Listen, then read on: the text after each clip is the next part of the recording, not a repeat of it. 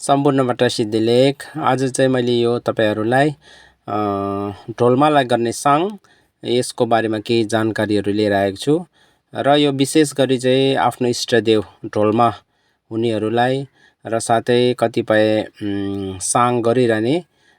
कतिपयले दैनिक रूपमा नै साङहरु गरिरहेको हुन्छ अनि त्यसमा यो साङलाई पनि तपाईहरुले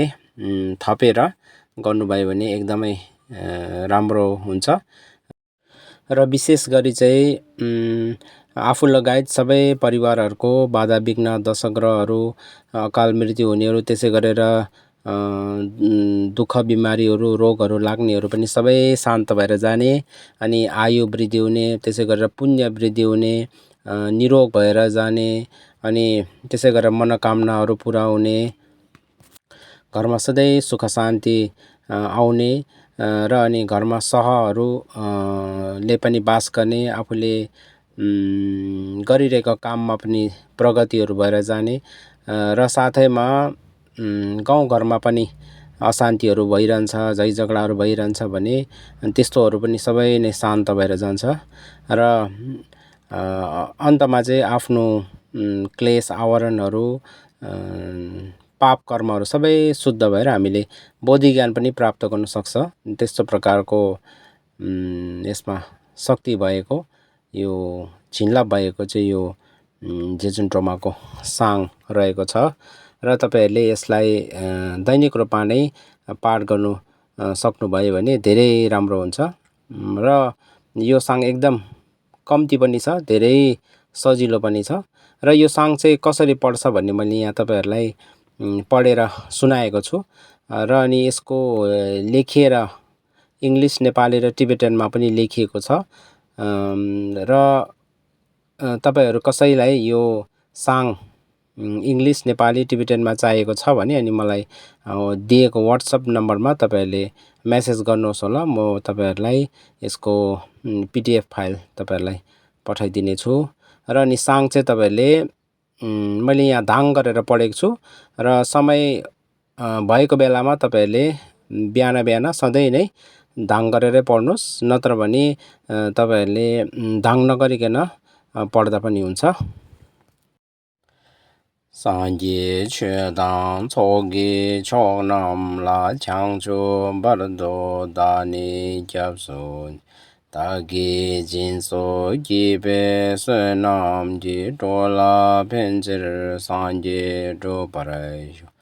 सांगे छेदाङ छोगे छोगनाम ला छाङचो बरदो दानी ज्याप्सो तागे जिन्सो गिबे सनाम जी टोला पेंजर सांगे डो परायो सांगे छेदाङ छोगे छोगनाम ला छाङचो बरदो दानी ज्याप्सो तागे जिन्सो गिबे सनाम जी टोला पेंजर सांगे डो परायो तम सांगे कुंजी योमजी जेजुन मा निशो चाजी लामे छोदान जे शिजे वांडा ले कुन डोबजे मा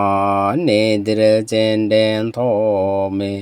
दाचुर जन युंजुर ये टुल्हामे दयन दां सांदां तोरमा सेजी छेबा बुल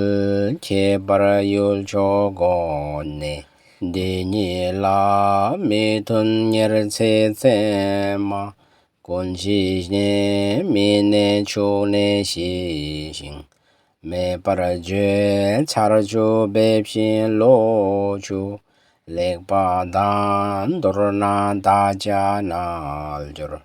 खोर चेजी चेन चोंगा थान चेसी तेंबांदर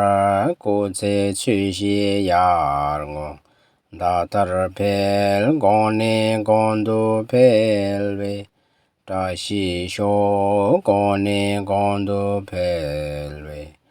ताशी शो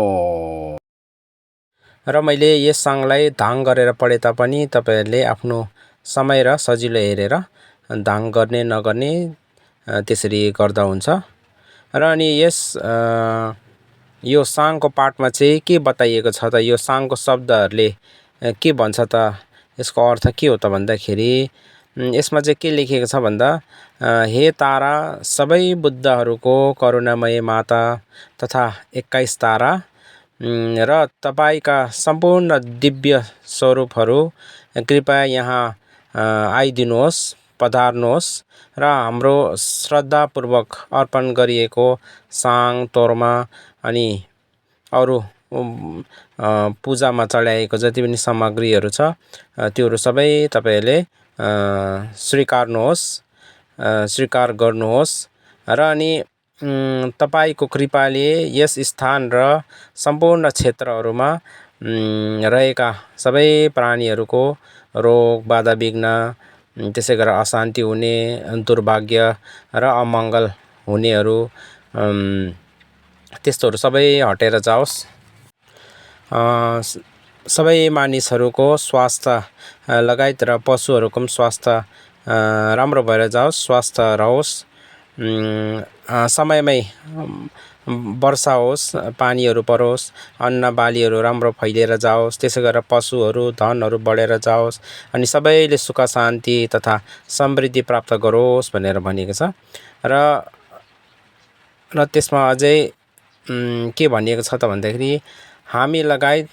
हाम्रो सबै परिवारहरू र अनि सबै प्राणीहरूले दीर्घायु प्राप्त गरोस्, स्वास्थ्य प्राप्त गरोस्, धन सम्पत्तिहरू र पुण्य, ज्ञान र आध्यात्मिक उन्नतिहरू, प्रगतिहरू भएर जाओस् अनि बुद्ध धर्म पनि फैलियोस् र सबै शुभ कार्यहरू सफल होस् र बढ्दो चन्द्रमा जस्तै गरेर हाम्रो जीवनमा शुभ मङ्गल समृद्धिहरू निरन्तरता बढ्दै वृद्धि भएर जाओस् भनेर यसरी यो प्रार्थनामा चाहिँ यसरी यो कुराहरू भनिएको छ। र हामीले यो साङ पढ्दाखेरि मनमा पनि यहाँ बताएको जस्तै कुराहरू सम्झेर साङ पाठ गर्नु सक्यो भने र अनि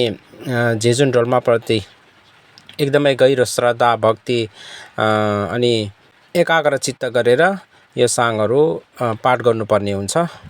र यहाँ बताएको जस्तै गरेर मैले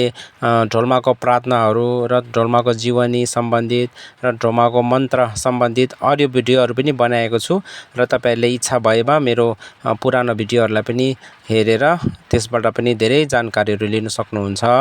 र अनि सबैलाई धन्यवाद। मेरो च्यानललाई लाइक, सेयर, सब्सक्राइब अनि कमेन्ट्स पनि गर्नुहोस् होला।